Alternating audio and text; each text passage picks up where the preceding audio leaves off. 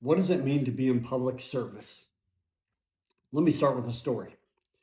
I remember working a double shift. It was a long night. The last call I went to was a tragic death of an infant who had drowned in the family swimming pool. It was horrible, horrible. The family was distraught, as you can imagine, and it was just a horrific scene.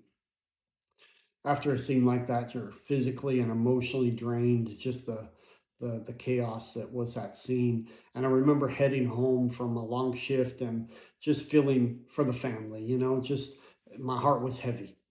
And as I got to my exit where I lived, I noticed a vehicle pulled off to the side. There was a lady, and she had a flat tire. So, being in a marked unit in patrol, in uniform, I felt like it was my duty to stop and render assistance. Not what I wanted to do, but that's part of being a public servant.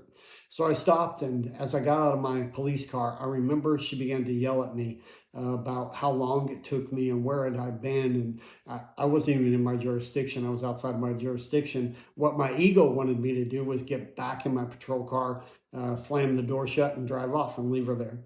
But being in public service, I knew that wasn't the right thing to do. So I approached and helped her change her tire, and she gave me an earful about, being at the donut shop or something of that nature. And I took it and I went home. Here's the approach that you have to have in public service. You have to do things that you know are right that no one else wants to do. That's what makes you a good public servant. Here's where I got that from. And it's not because I learned it and was always great at it, but this is what I tried to remember was the example of Jesus Christ. Now, I know I'm going deep here, but this is what being a servant means. If you can recall, and if you know the story of Jesus at all, you know that in his last hours on this earth before he was crucified, he was in a room with his 12 disciples. And his 12 disciples were arguing or had been recently arguing about the status, who would have the throne next to his in heaven. In fact, two brothers, James and John, were arguing, and they sent their mom to ask Jesus if one of them could sit on the right hand and one of them could sit on the left. They were looking for a throne, for status. And that was the conversation in that room. So if you could picture yourself in that room with 12 men who had egos and were thinking about status. And after their dinner, Jesus walked over to a towel and a wash basin. Now think about this. They're thinking about status and who's number one in the kingdom of heaven, who's number two. And back in those days, I know a lot of it's lost on us in this day and age, but back in those days, the rabbi or the teacher, which Jesus was, could ask the student to do almost anything.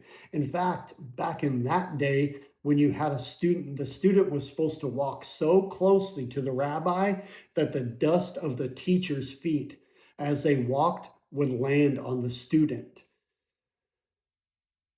They thought that Jesus was going to ask one of them to wash the other disciples' feet.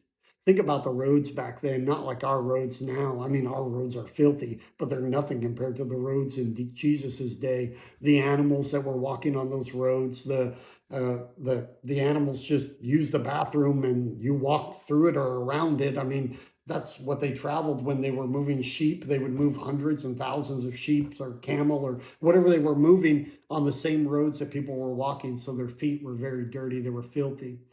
And in fact, the tradition in that day was that the lowest of the low servant of the house, the one with the least amount of status, would have to wash the feet. So if you came to my house and I happened to have servants, then you would know the person washing your feet was the lowest servant I had, the least of the least. So these men were in this room and they were thinking, don't pick me, Jesus. I don't want to be the number 13 in this room. I don't want to be the last one. That means I'm the lowest of the low. And Jesus, the Son of God, grabbed a towel and grabbed a basin and washed the feet of the disciples. You see, that's what it means to be a servant. Here's what I'll say. If you're in public service, don't look for the throne. Don't look for status. Grab the towel.